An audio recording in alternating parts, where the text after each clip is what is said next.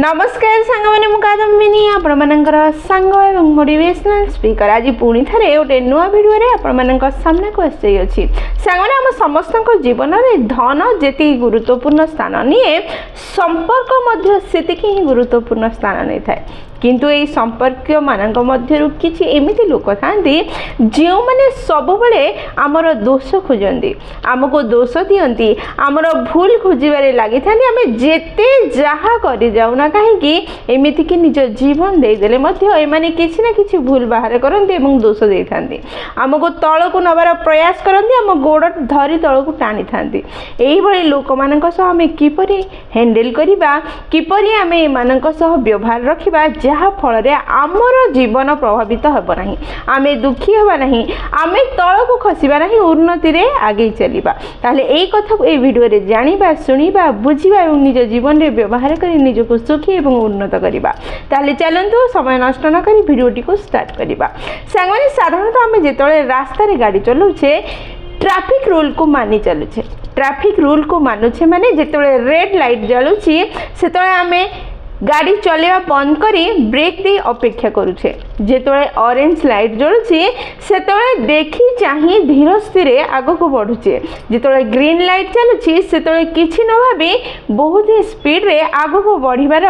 सुजोग पाउछे ठीक सेमिति आम जीवन रे थिबा संपर्क को आमे तीन भाग रे विभक्त करिबा रेड लाइट जोन गोटे ऑरेंज लाइट जोन आ गोटे हेउछि ग्रीन लाइट जोन जेउ व्यक्ति माने सब बळे आपनकर भूल बाछंती आपनकर दोष खोजंती आपन को निंदा करती प्रति मुहूर्त रे से माने आपन को तल को टाणीबार प्रयास करती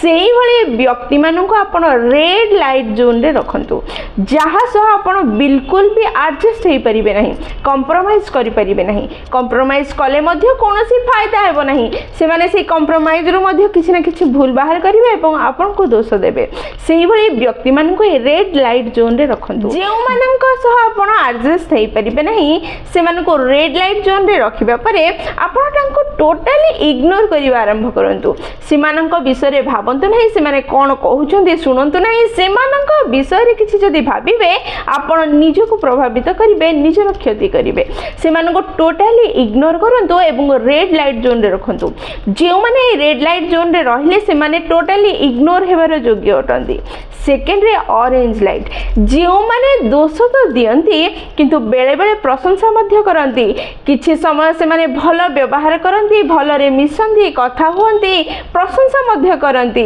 किंतु किछि समय परे पुणी से माने दोष देबा आरंभ करंती भूल बाहर करिबा आरंभ करंती जेउ मानक सह आपण टिके बेसी एडजस्ट हेई परिबे टिके बेसी कंप्रोमाइज करि परिबे से मानकु ए ऑरेंज जोन रे रखंतु ऑरेंज जोन रे जेउ माने अछंती से मानक संगे बेसी बंधुता स्थापन न कले मध्य दरकार पड़िले सेमानकर कथावार्ता सुनिबा सेमानक सह कथावार्ता हेबा आपन पई संभव होई पारथबो सेही भली व्यक्ति मानन एठी रखंतु टिके बेसी कंप्रोमाइज हे कि संपर्क को चलै नबार व्यवस्था करंतु आ ग्रीन लाइट जोन थर्ड रे आसिला जहाँ सबुठु मूल्यवान व्यक्ति माने रहिबे जेउ एरिया रे सबुठु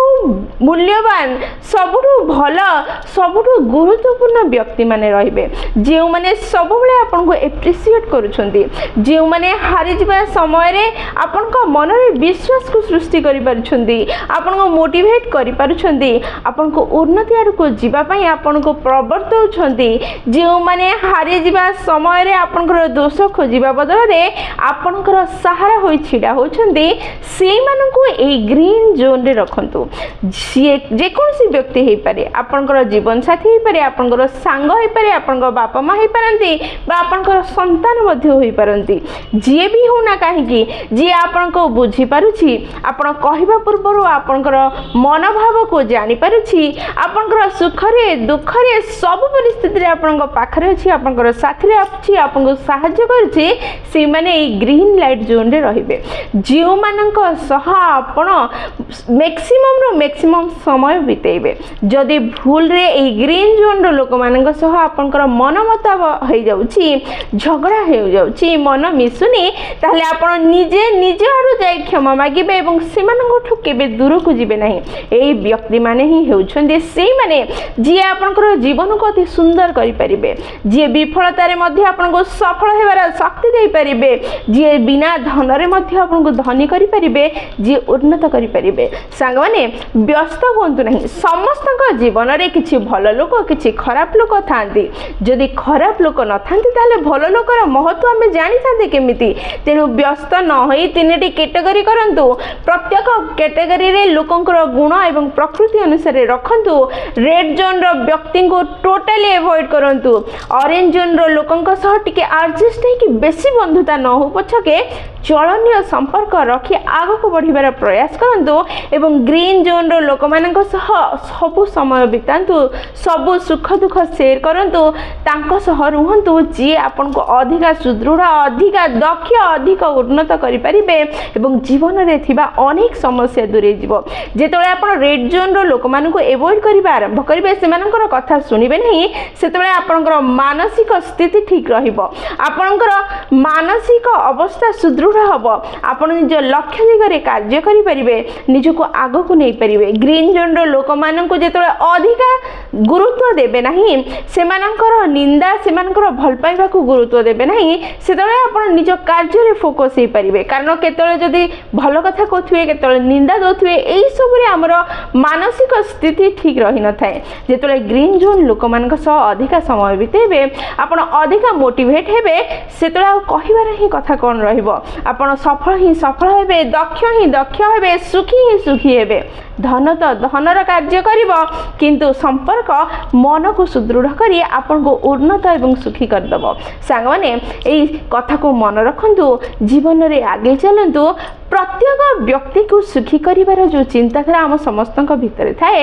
ସମସ୍ତଙ୍କୁ ସାଟିସ୍ଫାଇ କରିବାର ଯେଉଁ ଭାବନା ଥାଏ, ଇଏ ହିଁ ଆମକୁ ଦୁଃଖ ଦେଇଥାଏ। କାରଣ ଏମିତି କେହି ନାହିଁ ଯିଏ ସବୁ ସମ୍ପର୍କୀୟଙ୍କୁ ସୁଖୀ କରିପାରିଛି, ସବୁ ସମ୍ପର୍କୀୟଙ୍କର ଆବଶ୍ୟକତା ପୂରଣ କରି ତାଙ୍କୁ ସାଟିସ୍ଫାଇ କରିପାରିଛି। କେହି ନା କେହି ଏମିତି ବାହାରିଯିବେ ଯେଉଁମାନେ ଆପଣଙ୍କର ସହ ଖାପ ଖୁଆଇ ପାରିବେ ନାହିଁ, ଯେଉଁମାନେ ଆପଣଙ୍କୁ ସପୋର୍ଟ କରିବେ ନାହିଁ। ଯେତେ ଯାହା କରିଯାଆନ୍ତୁ ନା କାହିଁକି, ସମସ୍ତେ ଏକା ସମୟରେ କେବେ ବି ଖୁସି ହେଇପାରିବେ ନାହିଁ। ତେଣୁ ସମସ୍ତଙ୍କୁ ସୁଖୀ କରିବାର ପ୍ରୟାସ ଛାଡ଼ିଦେଇ ନିଜର ଗ୍ରୀନ୍ ଜୋନ୍ ଲୋକଙ୍କ ସହ